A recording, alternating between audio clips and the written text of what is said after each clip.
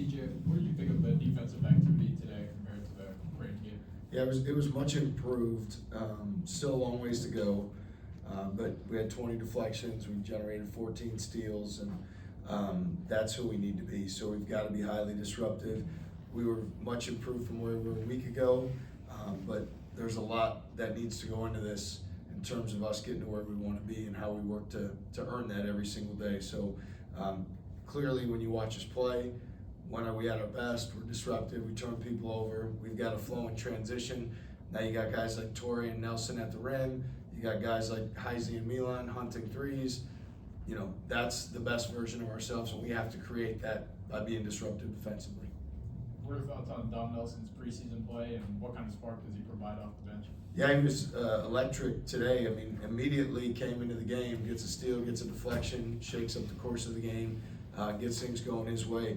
I'm not one that usually looks at plus minus and puts a lot of stock into it, but when one guy's plus 25 and it's such a glaring statistic for that day, you have to, you have to recognize that. And I think he did a great job being disruptive. He did a great job getting into the paint. He converted at the foul line, 6 for 6. All those things are going well. You knocked down your 3. Just thought it was a really complete game for him. Came in and gave us that impact right away. With Killian and Dom in the 2 exhibition games, how excited are you to have those 2 with Lipsy once he comes back? And did you kind of get an idea how those 3 might play together? Yeah, well, I think with Killian, what we saw today is what we've seen every single day. A guy who he is going to score, when it's his time, he's going to get to the basket, make plays. He got the dunk early, which was huge.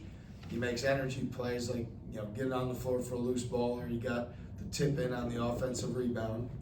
He showed great poise out there running a team for 29 minutes against a team that's pressuring and, has a positive assist to turnover ratio and just brings a mentality to our team. So, really been impressed with Killian. He's been somebody that stood out all through practice, and what he did today is what we see every day. When Taman comes back, the neat part for us is it gives us opportunity to have 2 of those guys on the court quite a bit if we so choose to do that. And now you have more guys that can maybe make a play off the bounce, get into the paint, attack the defense, and get out in transition. So I think Killian is, some of the things that Taman does, they do it differently in their way, but Killian's able to do some of those same things, which is really impactful. And I also think when Taman returns, it'll allow him to be a little bit more of a playmaker because Killian takes such pride in guarding the basketball and being disruptive that I think it'll fit together really well. And then when you're about ready to add Taman back into the mix, these 2 exhibition games, did you get a feel for rotations and lineups and maybe how those are going to go? Yeah, I mean, I think today even, look, we gave play to the first run at the backup 5, and then Mulder came in, and you're like, man, he's playing really well tonight. And so I think we've got a group where we can put a lot of guys in, and then it's their responsibility on a given night to make their deal work. Clearly, Eric Mulder made his deal work today. Clearly, Dominic Nelson made his deal work. And so when you do that off the bench, you're going to get rewarded with the minutes accordingly. And Mulder, had he not had 4 fouls, and we played small some at the end because we wanted to keep Jefferson on Martinelli, we would have, played Eric more minutes late even with the 4 fouls. So I think more than anything, more than rotation, I would say the guys, when they get into the game, if your impact on winning is so great that game, we're going to continue to give you opportunities, and we're still learning night in and night out what that might look like, But I thought today, in different ways, more what Curtis Jones came in the game, give us instant impact scoring the basketball. That's what Dom Nelson gave us today. Rob Jones, when he came into the game, I felt like would give us an energy play right away. Or Hassan Ward, well, that's what Eric Mulder did when he came in today. So I think that's the important thing, and if those guys do that, their minutes will reflect, the energy they brought. Hi, TJ. I wanted to expand a little bit more on Killian because I asked Coach Collins about him, and he said, quote, he seems like he's born to play here. What do you think he means by that? Obviously, it was a nod to the type of defense he plays and how that fits with you. But for a guy that came over from France to be born to play in Ames, Iowa, what does that say about him that the opposing coach had that impression? No, that's high praise. you know, what you see from Killian is what you get. I mean, that's how he brings it every single day. And he hasn't missed a practice, he hasn't missed a workout, he's on time for everything, he's locked in. And so to me, the habits off the court reflect what he does on the court. When he says he's fit, you know, is made to play in this program, you know, I think a lot of that is the ability to guard the basketball and pressure the ball. We've seen over time, certainly what Taman has done and how he's, you know, branded our program that way. Killian has some of those similar attributes.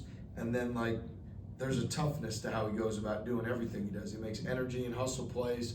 We've tried to build our program on guys that take pride in making those plays.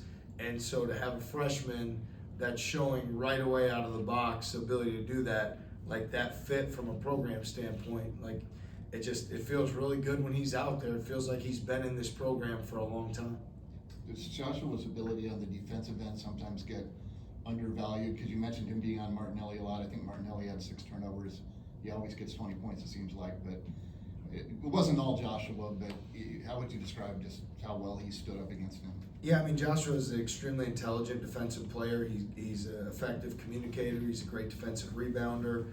He's got size, length, enough mobility to kind of keep people in front. And, you know, I don't know, I'll go watch the film here right after, but, you know, we still want to have team defense. We want to generate those turnovers, but yet Joshua is one of the premier defensive players in this league and nationally. And like you said, because it doesn't jump off the page maybe as much in how it looks, but he seems to always be a guy that gets blocks, rebounds, and steals. He ends possessions. And to me, you know, great defenders, there's the guys that can really guard the ball and be disruptive, but then there's also someone's got to finish the possession, and Joshua continues to prove that he's excellent at ending possessions.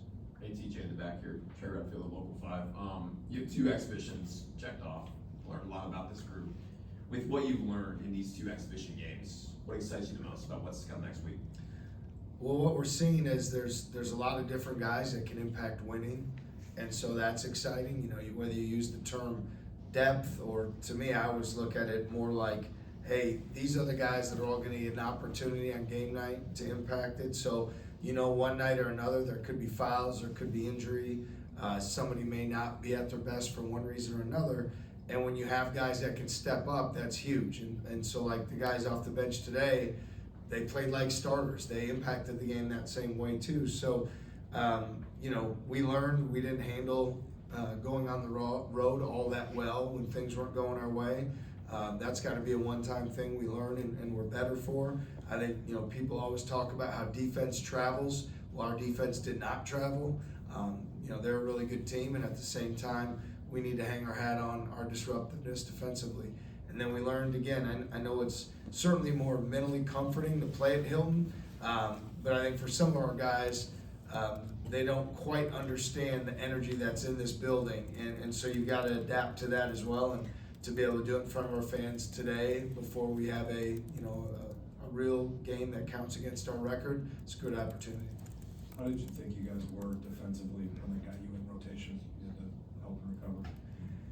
Yeah, you know, Martinelli's a challenging mismatch player, so a lot of times they use him as the ability to create that. And then I thought a lot of the other times came either in transition or maybe, you know, we missed a layup or got it blocked. I would say we were okay. Like sometimes we were able to fix our problems, sometimes we weren't continuous enough. You know, what we want to see is just guys continue to fly around, fix it, fly around. And, you know, in certain lineups, maybe we're better than others at that. So it's something we're going to have to continue to evaluate and be great at, because it's those rotations that have built our defense more than anything. It's the other team feeling like we got 6 guys out there. You know, with how we play, there's somebody in the goalie protecting the rim, yet every time you skip the ball or make a pass, there's someone in front of you. So I'd say we were okay, but that's a huge area we got to keep improving. Does the improvement there come from guys knowing where they're supposed to be, or is it guys playing together longer so they know how to read and react to each other? Yeah, I think it's more the read and react part of it. You know, certainly it's, if you start in the right position, which for us is so important, that's where you communicate. As soon as the ball ends up somewhere, everyone communicates. And now if you start in the right position, now it becomes the read and react and the rotate. And hey, this is you know, this is how we're gonna go about doing this. So I think that, for me, is gonna be more, we gotta keep hammering it home, getting the reps, and that's what'll make us better. Coach, how much does a confident Nate Heisey change this team?